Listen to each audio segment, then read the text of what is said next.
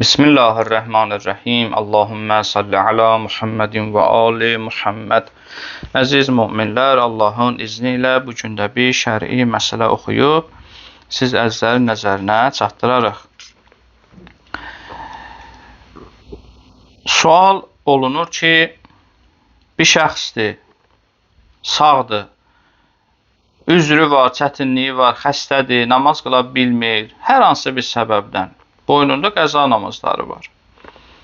Bu şəxs sağ ikən qəza namazlarını kiməsə tapşırıb qıldıra bilər yoxsa yox, öz əvəzinə?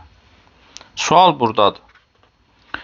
Bu sualın cavabını inşallah Seyyid Əli Sistani'nin Minhacus Salihin adlı risaləsi 1-ci cild səhifə 276 məsələ 735 buradan oxuyarıq və sualımıza cavab taparıq.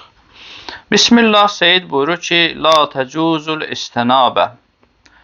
İstənabət icazəli deyil. İstənabət yəni bir şəxsi öz yerinə təyin edirsən bir işi görmək üçün. Yəni onu naib tutursan. Öz yerində qərar verirsən ki, mənim əvəzimdən bu işi gör. Seyyid buyurur ki, istənabət icazəli deyil. Nədə fi qədail fəvaid madamə həyyən.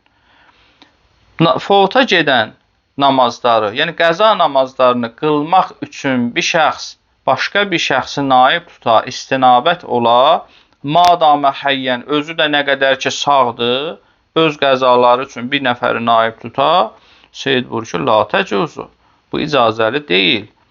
Və in kana acizən, yəni ityani, əslən, baxmayaraq ki, əslən bu şəxs namaz qılmağa gücü yoxdur, acizdir, qüdrəti yoxdur. Hər hansı bir səbəbdən qıla bilmir. Hər hansı bir səbəbdən.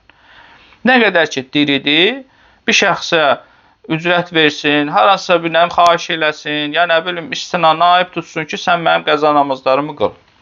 Seyyid bu ki, nə qədər ki, madamə həyyən bir şəxs diridir, o, başqa birini naib tuta bilməz öz yerinə ki, onun qəza namazlarını qılsın. Vəssalamu aleykum və rəhmətullahi və bərəkatuhu.